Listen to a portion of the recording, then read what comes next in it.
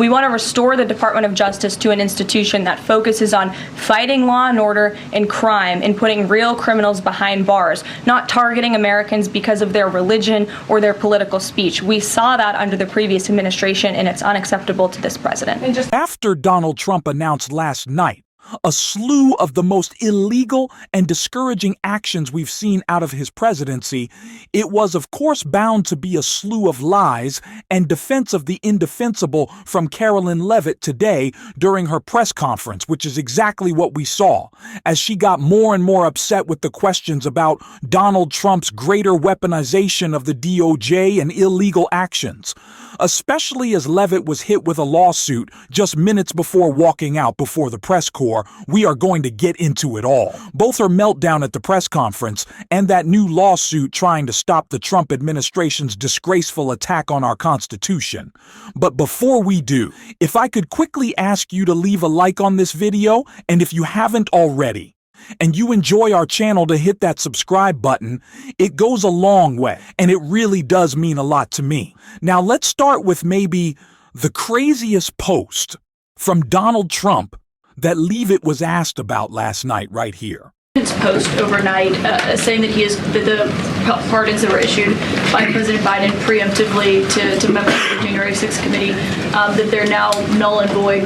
Have attorneys here at the White House told President Trump that he has the legal authority to undo a pardon simply because it was signed by auto pen, as he said? The president was begging the question that I think a lot of journalists in this room should be asking about whether or not the former president of the United States, who I think we can all finally agree was cognitively impaired. I know it took people some time to finally admit that, but we all know that to be true, as evidenced by his disastrous debate performance against President Trump during the campaign. I digress on that. But the president was raising the point that, did the president even know about these pardons? Was his illegal signature used without his consent or knowledge? And that's not just the president or me raising those questions, Caitlin. According to the New York Post, there are Biden officials from the previous White House who raised those questions and wondered if the president was even consulted about his legally binding signature being signed onto documents. And so I think it's a question that everybody in this room should be looking into, because certainly that would propose perhaps criminal or illegal behavior if staff members were signing the president of the United States autograph without his consent. Biden is on the record talking about issuing preemptive pardons to these people. But was he aware of his signature being used on every single pardon? That's a question you should ask the Biden White House. Is there any evidence on that he wasn't aware of it? You're a reporter. You should find out. Okay, Sean. So I have a question on the... How is this on the press? And what is the question that you're presenting here? Did Donald Trump void these pardons, or did he not? You're not giving a straight answer, but we know what the answer is.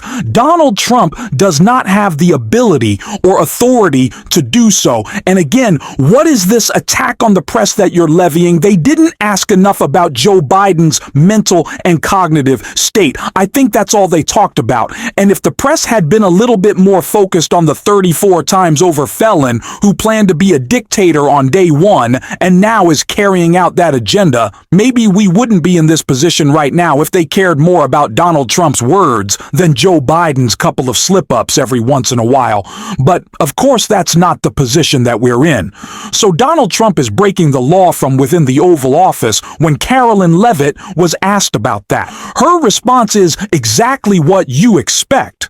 You keep talking about the judge's written order, which hit the docket Saturday night at about 7:26 p.m., but he issued a verbal order before that at about 6:45 and 6:48 p.m. based on the court hearing, a verbal order from the bench. Does the White House feel the need to comply with a verbal order from this judge? Again, as I said, all of the planes subject to the written order of this judge departed U.S. soil, U.S. territory before the judge's written order. But what about the verbal order, which of course carries the same legal weight as a written order, and said for the planes to turn around if they were Well, in the air? There's actually questions about whether a verbal order carries the same weight as a legal order, as a written order, and our lawyers are determined to ask and answer those questions in court. Sean. Hey, so on Friday. It is the racial profile filing of legal residents who are being shipped to countries they are not from, where languages are spoken they do not speak, in dangerous prisons they should not be in because they didn't break the law. That is what is happening right now. But the guise of it all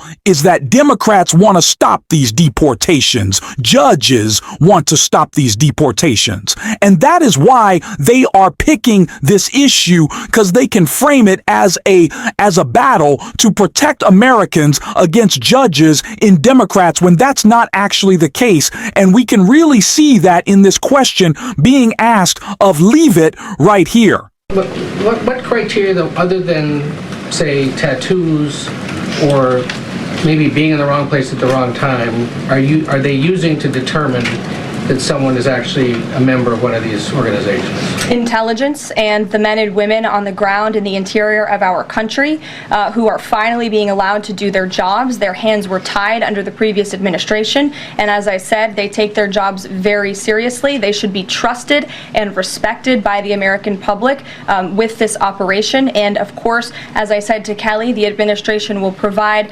all details to the questions that the court poses. Jennifer. The Trump administration is operating on intelligence. Don't have any. These are not intelligent people running our government. Donald Trump is the dumbest president we've had in history. And he's surrounded himself with Fox News, MAGA Day hires who don't understand how to do their jobs, don't operate on intelligence. Please, we're begging you, that is a bad decision, but it's what they're doing. And it's why it's so dangerous. And it's why we've already seen organizations like the ACLU step in and file lawsuits against Donald Trump that I want to take a look at right here.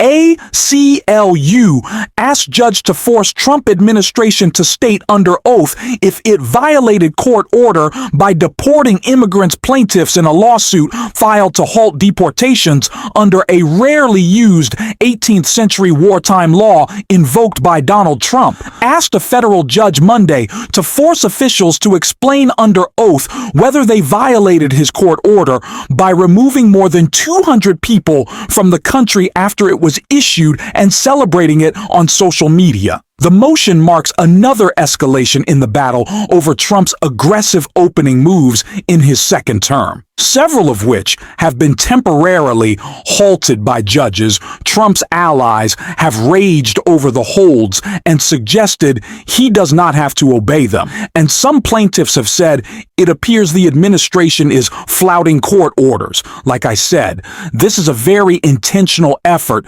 to choose wedge issues, to kind of soft launch their abandonment of any judicial protections or listening to the judiciary, listening to court orders. They just wanted them. And they think if they can pick an issue in which people will, on the basis of what is happening, side with them, then they think that they can just go forward in abandoning the three branches of government entirely, that they can just operate out of the White House as they please, being the dictator that Donald Trump wants to be. But they're choosing these issues very specifically. And it's the reason why we see this messaging right here. Homan. He was on Fox News. We love Tom Homan. And he was talking about the deportations, and he said the following. He said, "We're not stopping. I don't care what the judges think," which seems to me, just reading that, that you don't care what orders come from the federal bench. Is that the case? Can you clarify that, please? Well, I think since you just quoted Tom, I'll quote Tom. He said, "I don't care what the judges think, but I can assure you that the administration is complying with the court order." And as I've said repeatedly from this podium, all of the flights that were subject to the judge's written order departed before the written order, and we are prepared to make that case in court later this afternoon.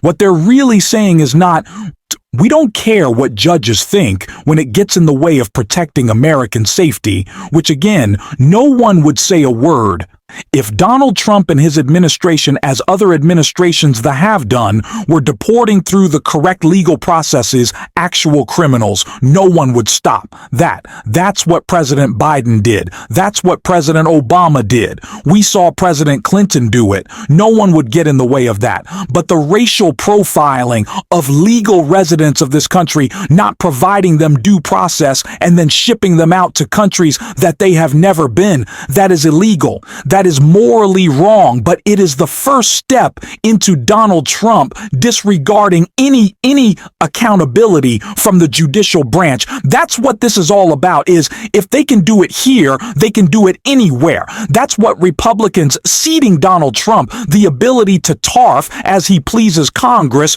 no longer has to intervene. They don't have to vote on Donald Trump's tariffs, which really gives them a nice little out. That's what it's all about. It's giving him more power.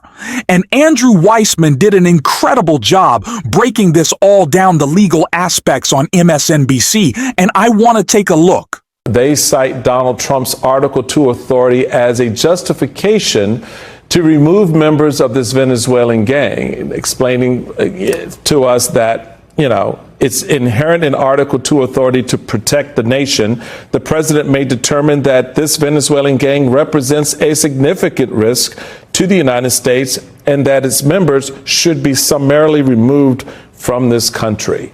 Help us understand what that means. Sure. So this is an incredibly fast-moving story where you have the district judge, as you noted, issuing a temporary restraining order, finding that the Alien Enemies Act from over 2 centuries ago. I tried not to do math in public, but I can do that to say this is over 200 years old. It has been rarely invoked. And there, as you noted, there are all sorts of problems with invoking the statute. We're not at war with Venezuela. We're not at war with the gang that is the subject of the executive order. There is no invasion that is going on. And you also have to show that the people you're removing are actually part of that gang, even if there were an invasion or a war. And this statute may, in fact, be very unconstitutional because it doesn't give due process to those people to challenge that they're not even within the group that the executive order is targeting. And just imagine that. So this is just unilateral executive action with the court not being allowed to hear from somebody about, you know what, I'm not even in that group. So before you actually physically arrest me and remove me from the country, I should have an opportunity to say, this doesn't even apply to me. As you noted, the government has taken a really expansive view of presidential power to say that the president's view of whether we're at war or whether there's an invasion and who is in the group is preclusive, and that the courts should not have a role in hearing this. I think that this should all be tremendously worrying, and it is. And I think if we don't fight back at a fear that what Donald Trump is doing on these deportations is popular, then we are making a tremendous mistake. If we say, as Democrats, as we have for too long, oh, well, deportation is somewhat popular. Maybe we should let Trump. No, he picked this issue specifically for that reason. If we do not step up and communicate, not only is this morally wrong, but dangerous in an effort to violate the Constitution and give Donald Trump unilateral authority over our government entirely in the long run, then what are we even doing? What's the point if elected Democrats won't step up and say that? Because they're worried that they might be on the wrong side of a popular issue for Trump. If you want to make it a popular issue for us, go out and message it. This what AOC says. These issues, they're not unpopular for Democrats. Democrats just don't work to make them popular with our messaging. Sorry for my angry rant. Go out and talk about things. We're certainly going to be on this show every single day. If you want to support that, as always, you can hit that subscribe button, leave a like on this video, and if you stuck around to the end, you drop a blue heart in the comments. Until next time, I'll see you soon.